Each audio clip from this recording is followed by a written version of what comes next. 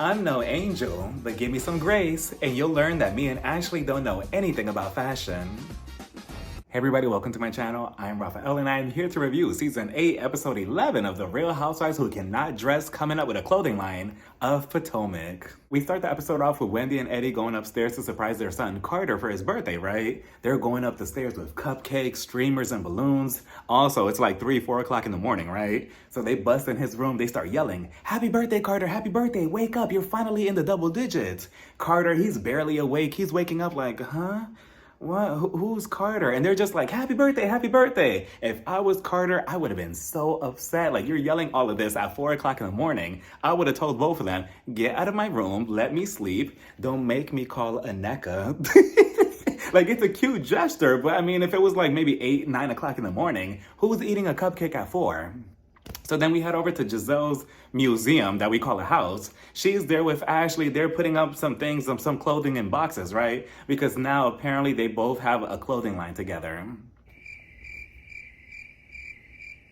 And it's called GNA.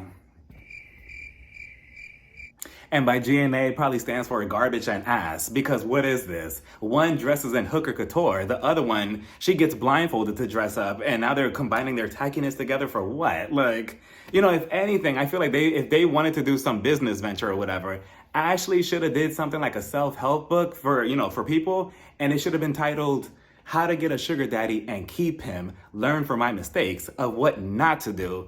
Giselle, you could rent out your house for the circus. You know, it's already, you know, in a disclosed area. It already looks scary and spooky. All you need is like a giant tent and like a couple of mirrors inside the house, and boom, both of you have businesses. But I can already see Giselle trying to show up on Watch What Happens Live, trying to promote this. She's wearing the outfit, you know, she's wearing the gear, but on one foot, she's wearing a sneaker. On the other foot, she's wearing a high heel shoe. She has a fur jacket on, a giant sombrero, a bunch of necklaces, a bunch of dangly earrings, and some sunglasses. And she's telling Andy, I'm here to promote GNA.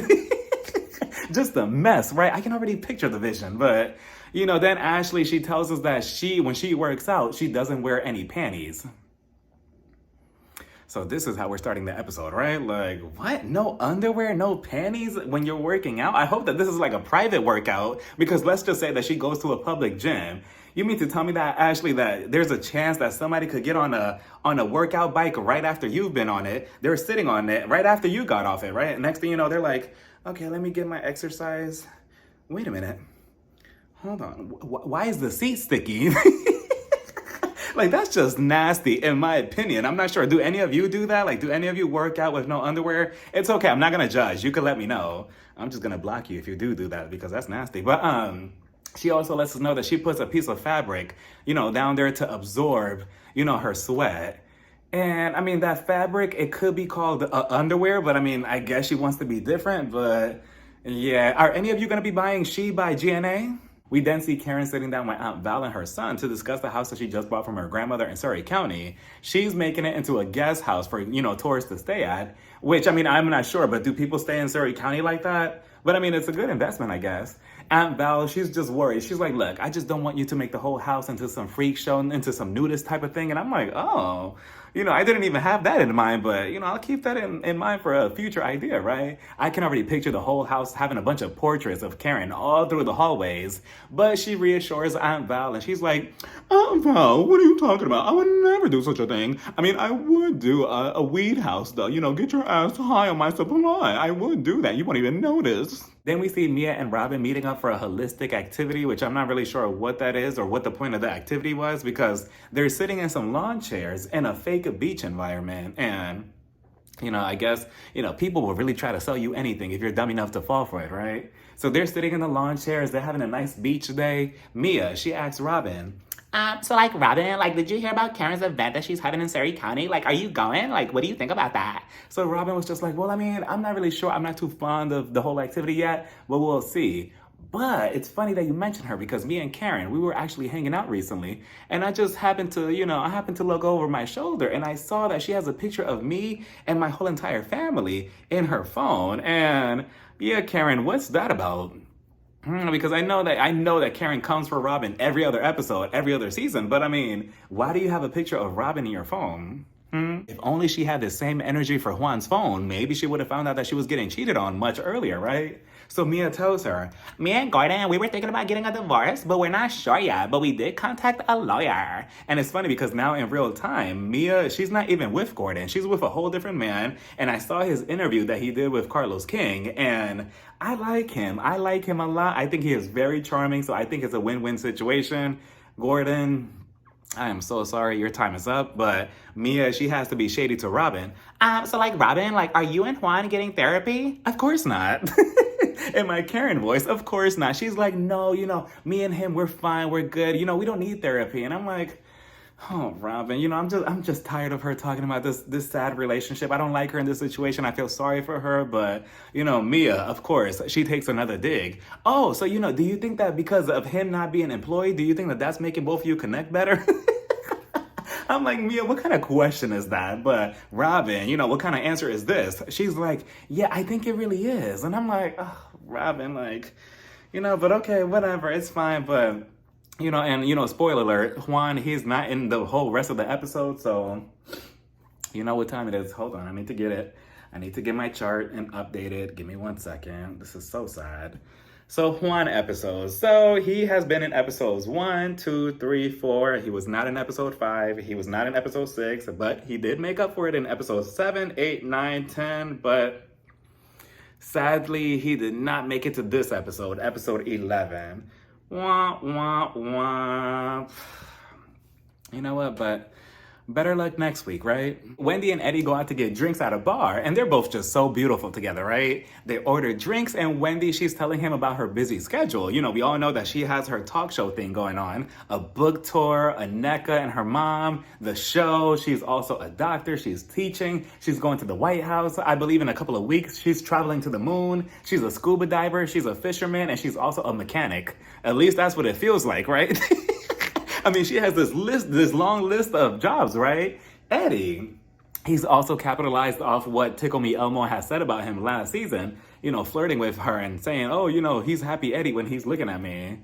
All right, and now he's in the weed business, and he wants to go into that because he feels that, there's a small percentage of the Black community in that market, and he wants to open up the doors. So, okay, he's getting his money, why not? And it's legal now, he said. So Wendy's just like, okay, that's good. But I don't want our sex life to get stale. I don't want it to get dry. And I mean, Wendy, come over here. I got a couple of secrets for you. So if things start to get a little dry in your sex life or in the bedroom or in general in your relationship, that's when you have to go in your closet and, pull out your bag of tricks. And, when he's at work, when he comes home from work, you have to meet him at the door with some fishnet leggings, right? Some nice fishnet leggings, not the one with the holes in it. You have to put those on with nothing on underneath, right? A trench coat on top, some nice jewelry, and then as soon as he walk in through the door, you open it up like, hello, happy Eddie. Are you ready for a lesson from Dr. Wendy? Get on your fucking knees now. Ooh, but let me not expose too many of my tricks, but, that's it. And then things won't be so dry in the future, And speaking of date night, we see Karen and Ray going out to a restaurant. She's telling him that she's trying to take her health even more serious. And she's telling him, well, Ray, I was thinking of getting a trainer. What do you think? But he cannot be ugly. I need him to be attractive so I could be motivated. And, I wonder if he'll have blue eyes. Ray, look out. But she's like, well, I'm also inviting the girls on my trip to Surry County. We're going to the house and we're going to bless it and we're going to have a good time. So I'm going to send a group chat right now. I believe she sends the first group chat to Candace, Wendy, Ashley, and Giselle. Everybody accepts, except Giselle herself. She replies and she's like, Karen, I love you so much, but I'm not going. And we also find out later on the reason why she's not going is because, surprise, surprise, because she doesn't like that Candace and Wendy are coming and she feels unsafe. And if Giselle is making these type of demands, can everybody else on the cast do the same thing? It's only fair, right? Like if Candace doesn't want to go on the trip because Giselle is coming and she feels unsafe, then she doesn't have to film, right? If Wendy feels unsafe in front of Nneka, then she doesn't have to film either, right? If Ashley feels unsafe in front of Candace, then she doesn't have to film either, right? Like, so does that mean that we're just not going to have a show? Like nobody's going to film with each other if we're all acting like Giselle? Like, how has production not stepped in and told Giselle, you do not run this show. You do not run this network. Like, you do not make the rules of who is filming with who. Like, It's just crazy that they continue letting her get away with this non-stop. And this is her way of icing out cast members. We saw it again, like I keep repeating. We saw her try to do it with Monique. Now she's doing it with Candace. And I have a feeling that she's going to be successful with it. And Candace is not going to be back. Either her or Wendy are not going to be back on the show next season, and she's going to get her way, and that is just not fair. It's not fair that you're on a show where, you know, you're supposed to mingle with each other, you know, and then you choose not to go just because you don't like the cast members. Like, look at Candace and Ashley. We see it later. We'll talk about it later, but we see that both of them, they could still interact with each other, and look how low they go with each other, and they still manage to speak to each other and have somewhat cute moments. And Giselle and Robin, they can't do the same thing. So then we see Giselle heading over to Nneka's house. And Giselle, you look really nice in this dress. Nneka's still trying to get the house together. You know, they just moved in, so it doesn't have a lot of furniture. But the house is already beautiful itself. It's huge. So I feel like once everything is said and done, I feel like it's going to look perfect. Like the house is really, really nice. So she's giving Giselle a tour around the house. And I know Giselle, I know her blood pressure is through the roof. I know she's looking around like, oh, Nneka, yeah, this is a nice room. Yeah, it's really pretty. Wow, it's so big. Oh, it has more floors to it? Okay, let's go upstairs. You know she cannot stand anybody else having a better house than her, right? Her house made of sticks. So then Nneka, she sees her husband, Ike. Ike, he's looking for his ID for his job, and you know, I've said it before, but their relationship, the way they speak to each other, is just not a one-way thing. But the way they speak to each other is very questionable. And I can already see a divorce by season 10 if she's still on the show, because she's like, what are you doing? Just go back to your job, get a replacement. You're wasting time. And I'm like, okay, Nneka, I mean, if he wants to look for his ID, let him do that. But, you know, they have a very strange dynamic when it comes to communication. So then she tells Giselle, oh, you know, I was with Karen the other day, and Karen, she actually tried me. And I'm like, how did she try you, Nneka? How did she try you? So then we see in a flashback that Karen, she wasn't trying to be shady, at least not that I think of. She was like, Nneka, you do know that you live on the north side of Potomac. And then we see in the map that, yes, Karen lives in the south side of Potomac, and then she lives on the north side of Potomac. And that's what she calls trying her. Oh, Nneka, if you want to try to impress Giselle, just say that. And then Giselle, here she goes, eating it up. She's like, oh, really? Oh, how dare she? I can't believe that. Next thing you know, we get a knock at the door. So Nneka goes to answer it, and it's Charisse. What did we all do what did we do in life to deserve all of this? Like, sleepy Charisse, she shows up, and I'm like, no, Nneka, close the door quickly. There's still time, just close it. But sleepy Charisse, you know, she sleepwalks her way into the house, and she's like, hey, Nneka, hey, Giselle, how are you? You know, I'm fabulous. You wanna go talk about Karen? I wanna go talk about her. And I'm like, okay, so Charisse is here, Nneka's here, Giselle's here. Oh, this is a headache, right? So they make it in the backyard, and Giselle, she fills in sleepy Charisse, and she's like, so guess what? Karen came for Nneka. And I'm like, oh, Giselle, relax. Karen didn't say anything shady. She was just stating a fact. I'm not really sure how is that shady. Like, if you live on the north side of Potomac, then you live on the north side of Potomac. Like, what's the problem? Was she lying? No. Sleepy Charisse, she's like, I knew it. I knew the fucking bitch Karen. Yeah. Yeah, she's typical like that. Yeah, she talks about people like that. And Nneka's just like, yeah, it's very interesting. And then she invited us. You know, she sent out another group text message, you know, inviting everybody, not just 4 people, because I believe she had a different insurance for the house, which I'm not really sure what that's about. I didn't even know that, you know, multiple people couldn't be in one property if the insurance wasn't there. Like, what is that about? I'm not really sure what that, but you know, Giselle is just like, so I'm not going to go because I feel unsafe. Wendy and Candace are going to go, and, you know, I'm getting death threats, so I need to do what's right for me. And again, Giselle with these words, you know, oh, I feel unsafe. I feel unsafe. I feel unsafe. And then we continue seeing the flashbacks of Candace going off on her at the reunion. And to us, to the audience, what? The producers think that we're just stupid, that we're just going to fall for it. Like, oh yeah, Candace came at her. She was a monster. She was acting like this for no reason, unprovoked. But we don't see what Giselle says or does from her parts. Where are her flashbacks?